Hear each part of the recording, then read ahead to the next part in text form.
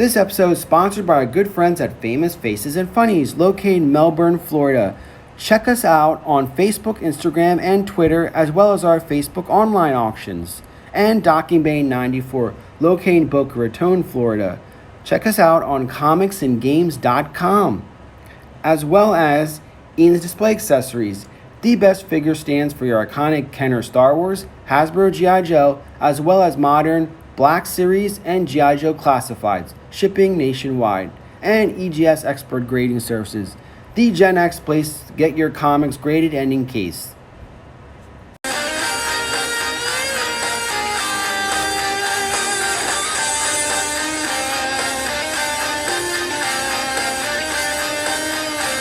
Hello, and welcome to another exciting and hopefully informative episode of Codename New to Hero 2. Hi, I'm your presenter, Shabu Are You. In our efforts to play catch-up, we jump into recapping issue number 280, another Untold Tales, this time featuring the Baroness.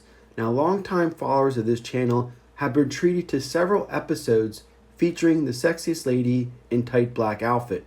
And I'm sorry, Black Widow.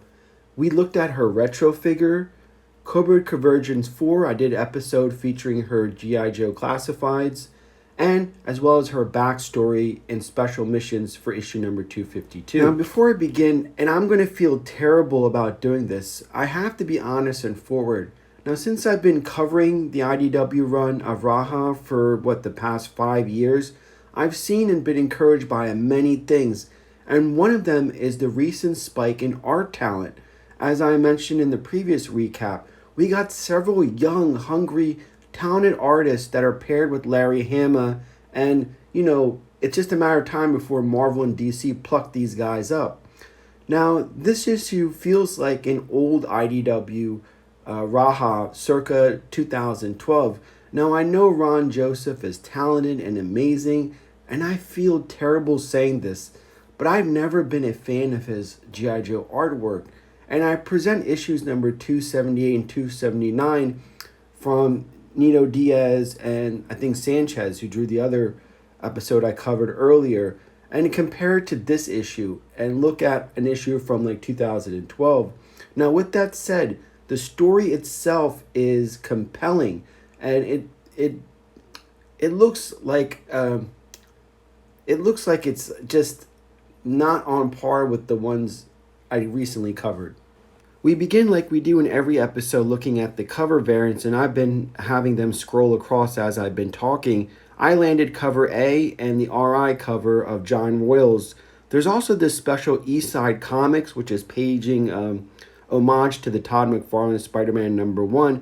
That's an Eastside exclusive, and that is going around $45 upwards. So to each his own. I wouldn't pick that up.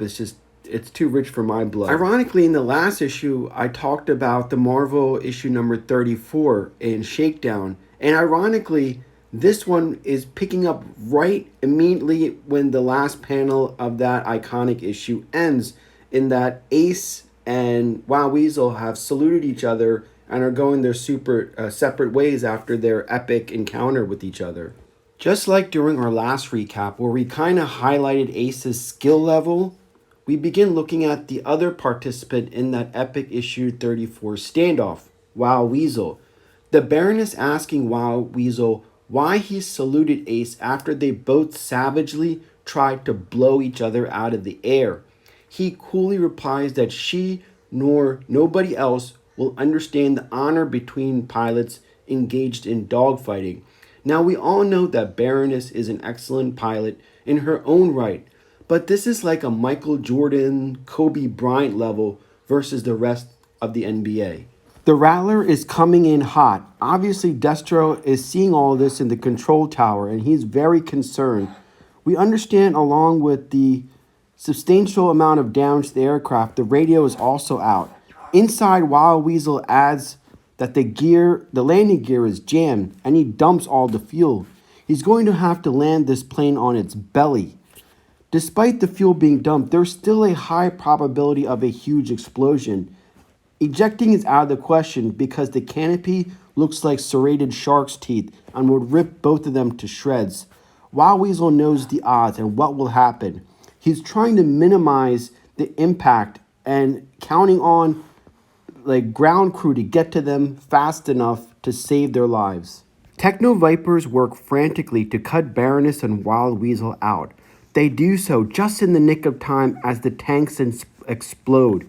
Hannah has done an amazing job showcasing the different ends of being an ace pilot between this issue and last issue, with both combatants of issue number 34 and why they deserve their merit. We get a rare image of Wild Weasel without his helmet as he and the Baroness sat for a second to catch their breath and reflect on what is and what could have been. As soon as the Baroness seeks time off, Destro comes down and informs her that she has been requested to oversee an important matter over in Paris. A Strato Viper awaits on the tarmac with the Night Raven to whisk away Cobra's number 2. Now take a second to reflect after dodging a near-death incident and the balls to get back in an airplane.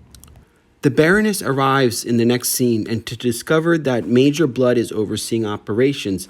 Apparently, Cobra had a mole that was to provide the motorcade route for the Bavarian Prime Minister. And this guy suddenly decided not to spill the beans, so Major Bludd is just beating the crap out of him, despite already knowing the route that he was able to get elsewhere from other means of intel. Now, the Baroness questions Bludd on the need to carry this out when he suddenly pulls out a pistol and shoots the guy in the head, point blank. Now, the assignment is to kidnap the Prime Minister, who isn't sure if he wants to align with Cobra, and that's in his country's best interest. Now, Bludd is playing everybody.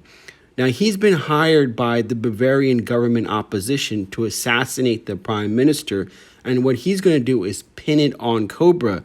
And this is something that the Baroness and Destro fully know, and they're going to actually intercept the Prime Minister and save his life from Major Bludd. Talk about a weave of deception and craziness. See, the initial Cobra plan was to kidnap and through quote-unquote friendly persuasion, let the Prime Minister know that it's in his country's best interest to keep Cobra on board with the country going forward. But Bludd being Bludd, this is why I hate the dude. And I'm totally being okay with missing out on his classifieds and being the only classified figure I didn't land yet, because the dude is a POS. Getting back to the action, we have the Prime Minister's limo driver taking evasive action to avoid Major Bludd on a Stinger, who is actively trying to blow them off the road. The Baroness intercepts using a Vespa of all things. Now, the quote-unquote Vipers, they're not the normal Vipers. They're actually legionnaires and mercenaries that Bludd recruited for this assassination attempt. And they too actively try to take out the Baroness. The Prime Minister notices the Baroness coming to his rescue. Now, one might think that the Baroness is silly using a Vespa, but I actually own a 150cc Vespa clone, and I can hit 70 miles per hour. But we see in these panels, the thing is, it is made for zigzagging in a city where she's able to catch up to Bludd's Stinger. Now, mounting a small cannon that takes out Bludd's Stinger is a little crazy. And once she's able to do that, we see Bludd saying, all right, I already have an alibi that Cobra Commander will believe, and I know sure as hell you're not going to shoot me in the back. So I'll just see you at the next Cobra rally. And, the Baroness can't do anything. But at the same time, the persuasion of the Prime Minister, as he's witness to all of this and her saving their life, now he's like, okay, yeah, I see now why I need Cobra and I want to continue our relationship with Cobra. So that pretty much ends this special mission as I let these panels play out. Now, this issue is actually a little bit complicated. We saw in the Marvel run how she shot Scarlet in the face at point blank range, but then in her special missions, the one that I covered in 252, we see a more softer side of Baroness. And, she always wants to do the right thing that she believes is the right thing. And saving this Prime Minister is one of them. So, again, this is a mixed issue altogether. And I think, it started, out of all the Untold tales that I've recaptured, this issue started off really strong. And this story is actually, it's kind of like, you have to know a little bit about the Baroness more to appreciate it in its entirety. So that's why I think, it's decent, it's pretty good once you gather those important pieces. This issue, I think, adds to the deadliness and complexity that is the character known as the Baroness. And I think that's what makes it compelling. Now, stay tuned for the next issue as we finally unveil a new G.I. Joe character in issue number 281. And this one even has all the modern comic people buzzing. So I look forward to doing that. So until next episode, this is Shabu Are You signing off.